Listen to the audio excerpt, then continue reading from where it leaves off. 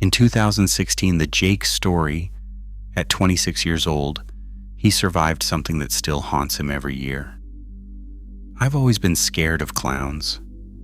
Even as a kid, something about those painted smiles and hollow eyes made my skin crawl. But what happened to me in October 2016 turned that childhood fear into an absolute nightmare. It was October 28th, 2016. The whole country was going crazy over the clown sightings. Every news channel was covering it. Reports of people dressed as clowns, lurking near schools, standing in parking lots at night trying to lure kids into the woods. Some said it was a marketing stunt for a horror movie. Others claimed it was mass hysteria. I thought it was all just pranks. Stupid teenagers trying to scare people for views on social media. I was wrong. That night I was driving home from my girlfriend's house around 11 p.m.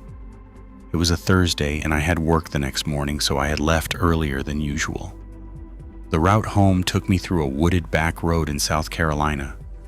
About 20 minutes of dark, winding asphalt with no street lights and barely any cell service. I was about halfway home when I saw it. Standing on the side of the road, illuminated by my headlights. A clown. Full costume.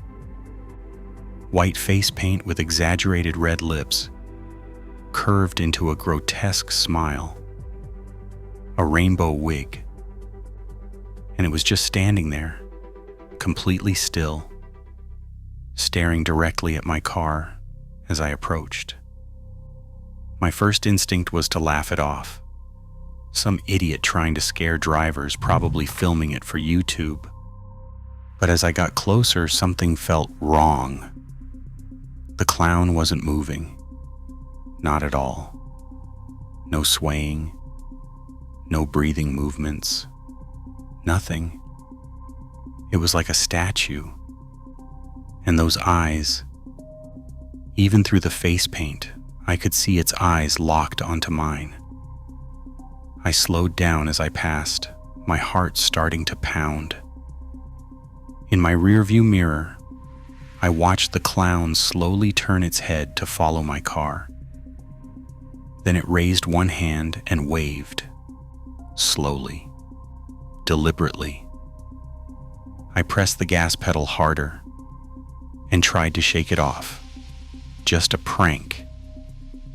That's all it was. But then, about a mile down the road, I saw another one. This time on the left side. Same costume, same painted face, same dead stare. It was holding a bundle of red balloons that swayed in the night breeze. As I drove past, it released the balloons, and they drifted up into the darkness. My hands were shaking on the steering wheel now. Two clowns in the middle of nowhere, in the dead of night.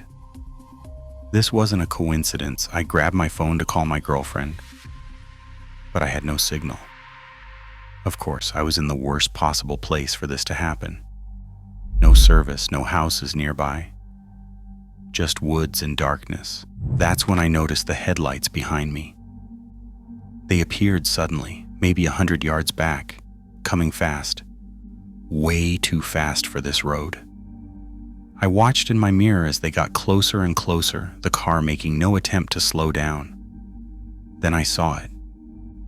The driver was wearing a clown mask. I could see the white face and red nose clearly in the glow of my taillights. Pure panic set in, my foot slammed. Down on the gas, the speedometer climbed. 45, 50, 55. Way too fast for these curves, but I didn't care. The headlights behind me matched my speed. We were racing now, my small sedan, versus whatever car was chasing me. The road curved sharply to the right. I took it too fast, felt my tires screaming, the car tilting. For a terrifying second, I thought I was going to flip. But I held it, straightened out, kept going. Behind me, the other car took the curve perfectly, like they knew this road by heart. They were gaining on me. Then my phone buzzed. 1 bar of service. Just enough. I didn't even look at the screen, just hit redial for my girlfriend. "Jake, what's wrong?" "Call 911, I shouted.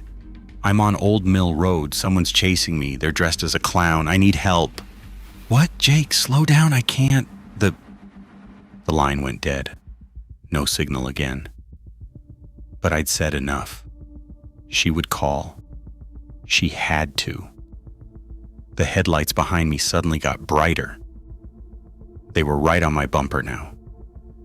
Then they swerved into the oncoming lane and pulled up beside me. I didn't want to look. Every instinct screamed not to look. But I couldn't help it. The driver's window was down. The clown was staring at me. That horrible painted smile reflecting in my car's interior light. Then it raised its hand. It was holding something. A knife. A huge kitchen knife that gleamed in the darkness.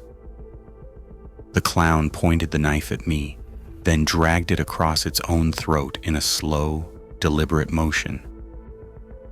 Then it laughed. I could hear it even through my closed windows. A high-pitched, maniacal cackle. I did the only thing I could think of. I slammed on my brakes. The clown's car shot past me, surprised by the sudden move. I immediately yanked my steering wheel to the right, onto a dirt side road I'd almost missed. My car bounced violently over the unpaved surface, but I kept going, deeper into the woods, away from the main road. In my mirror, I saw the other car's brake lights. They were turning around, coming back for me. I killed my headlights and kept driving blind, using only the faint moonlight to navigate. The road was barely visible. More of a trail, really. But I pushed forward.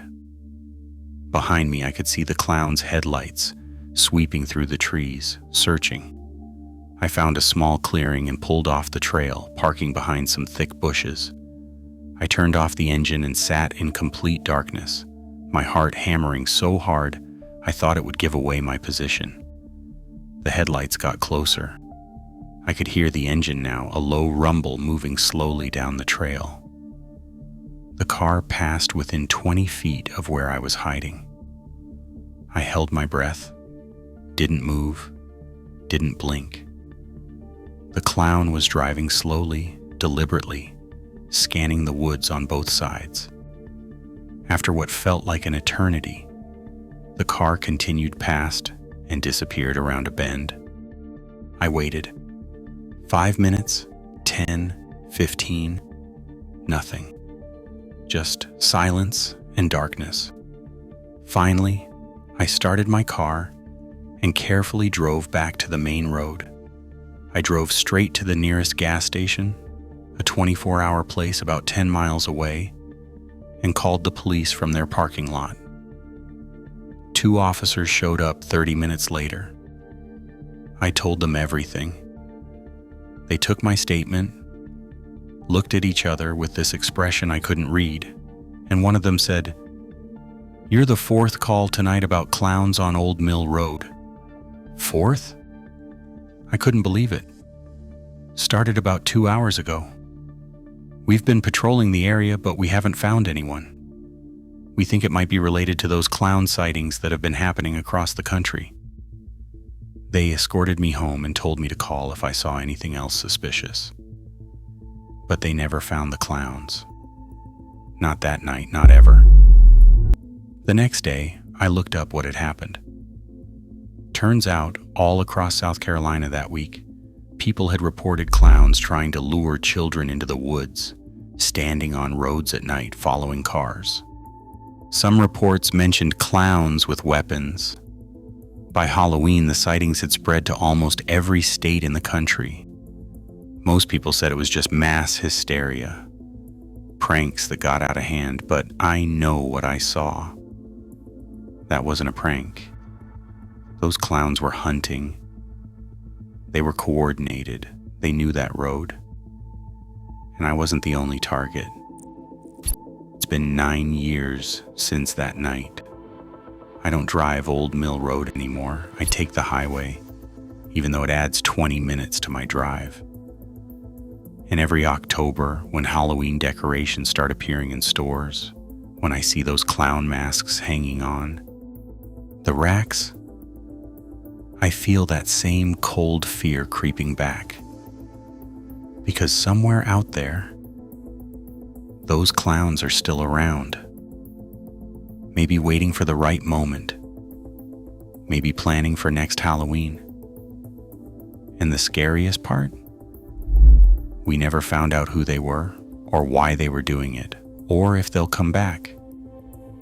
So this Halloween, if you see a clown standing alone on a dark road, don't slow down. Don't stare. Just keep driving. And whatever you do, don't let them see that you're afraid. Because that's exactly what they want. If this story scared you, comment and subscribe. And this Halloween, stay safe out there. You never know what's hiding behind that painted smile.